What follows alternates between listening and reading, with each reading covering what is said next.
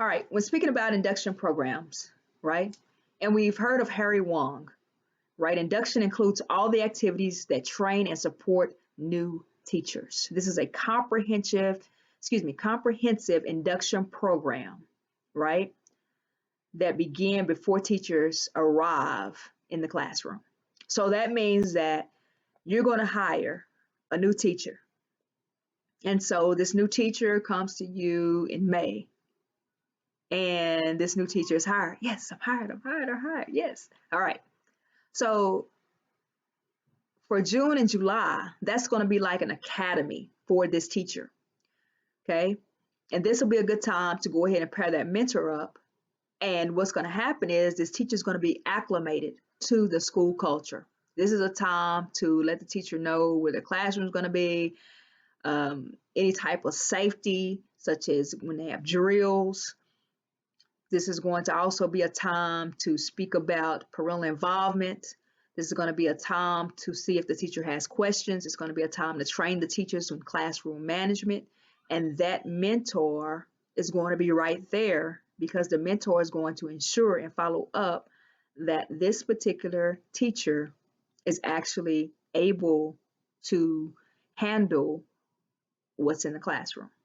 And so induction programs, research says they should be implemented in June and July. Now, here's the challenge, right? With these induction programs, either it's going to have to be led by someone that the district brings in or someone within the district. And this induction program that is established allows the teacher, provides the teacher with tools before school starts. Because in many schools, and it's due to time and just trying to get ready for school, in many schools, what happens is the teacher is placed with a mentor. The teacher goes to trainings, but there's not really training about the acclimation of the school district, the acclimation of the school within itself, and the teacher becomes lost. Okay. And then we also want to make sure that we provide these teachers with various tools, right, for the first day of school. Because when students arrive, our expectation is that the students are going to have a great day. No one's going to be a discipline problem, right? But we always have to be proactive and put those measures in place, make sure the teacher is setting those expectations, modeling, and this should happen at least for that new teacher. I would recommend the first 6 weeks continuously every day. All right. And so it's very important that students are reminded every day of process and procedure. So a strategy, teachers, listen up, is for 6 weeks when school starts, every day you are going over your procedures. We call them procedures, expectations, every day before the lesson. And it's going to take you about 5 minutes at the most. And that way, if you take care of all of those things, then at the middle of the year and the end of the year, you can actually teach and you can have a great lesson and we can keep you in right your prospective place and you won't want to go anywhere because you have it becomes like a hobby. You enjoy it. It's not a chore anymore. And so our goal is to continue to maintain our teachers, especially our new teachers, first through fifth year.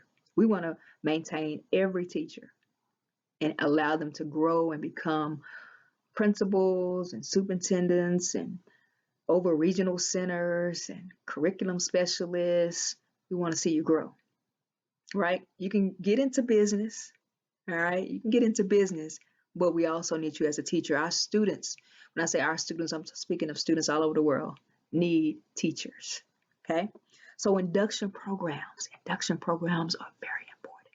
So make sure that in the summertime, have some type of training where those teachers can already have the tools, especially for classroom management.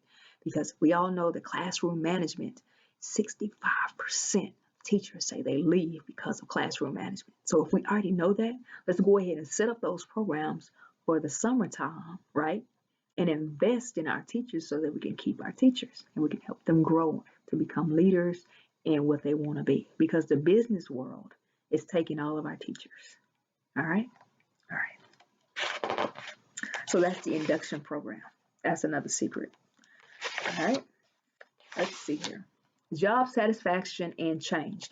Now, when we conducted this study for job satisfaction, basically we were figuring out um, the motives of why teachers were even in the teaching field, right? Many of them suggested that they wanted to be innovative and they wanted to try it. It's kind of like Curious George. They were curious. You know, they had a great teacher, great experience. We're going to talk about this in just a second after commercial.